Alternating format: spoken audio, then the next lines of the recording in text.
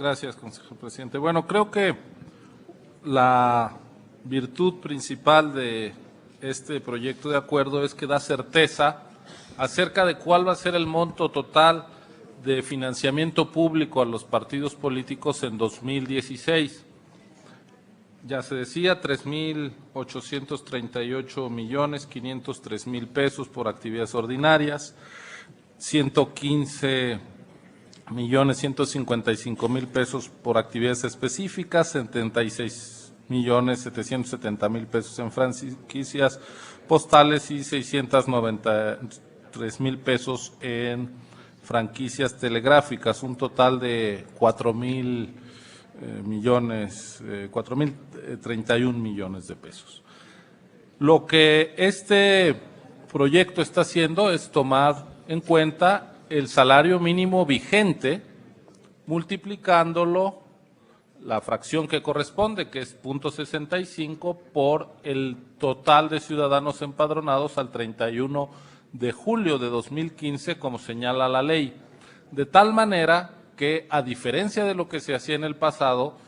no se solicita un monto para los partidos políticos en el presupuesto que después es sujeto a modificaciones por la Comisión Nacional de Salarios Mínimos, y entonces, pues, si no se acertaba en la diana de cuánto se modificaban los salarios, hasta en sus décimas, había una diferencia, ya sea que si el proyecto de presupuesto del INE estimaba una evolución del salario superior a la que finalmente se aprobaba, quedaban recursos para que debían regresarse a la tesorería, y caso contrario, cuando la estimación era inferior a la decisión de la Comisión Nacional de Salarios Mínimos, era necesario que el instituto utilizara sus propios recursos para reunir el monto total de prerrogativas de financiamiento público anual que la Constitución consagra para los partidos políticos. Hoy nos hemos desmarcado, como ya se explicaba aquí, de esa práctica, y estamos señalando, desde que se envió el proyecto del instituto, un monto que hoy se confirma. El total no va a modificarse. Es ese dinero el que se solicitó, es ese dinero el que aprobó la Cámara de Diputados y es el que corresponde al conjunto de los actores políticos. Ahora bien, sobre el otro tema,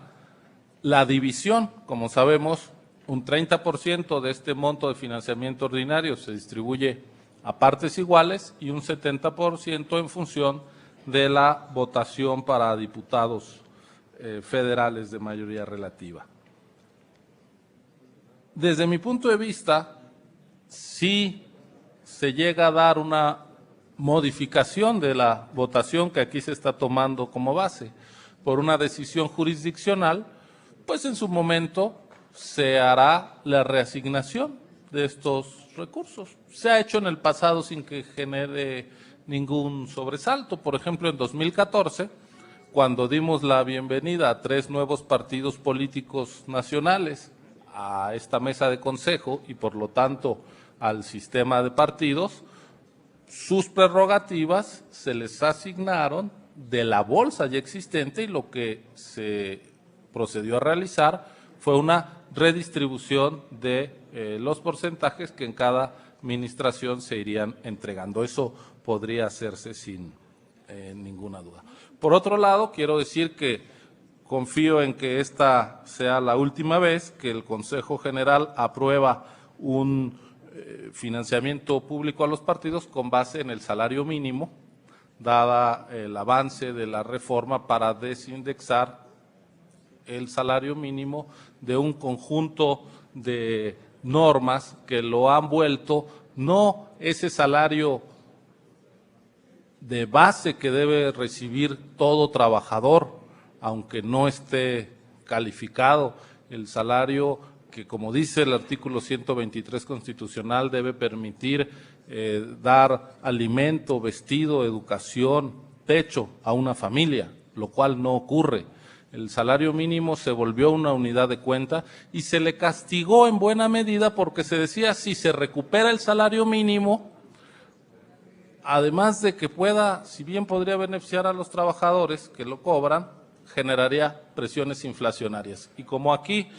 en nuestro país, en los por lo menos últimas 3 décadas, los objetivos de estabilidad de precios son superiores a el ejercicio de los derechos fundamentales, de forma lamentable, pues se ha tenido muy castigado el salario mínimo, de tal manera que de prosperar esta reforma constitucional, que ya se votó en ambas cámaras del Congreso de la Unión, lo que tendremos es una nueva unidad de cuenta, que es la que usaremos para estar fijando multas, financiamiento, etcétera, etcétera, y ojalá que el salario mínimo cumpla con aquello que el constituyente concibió y que los trabajadores mexicanos merecen ganar.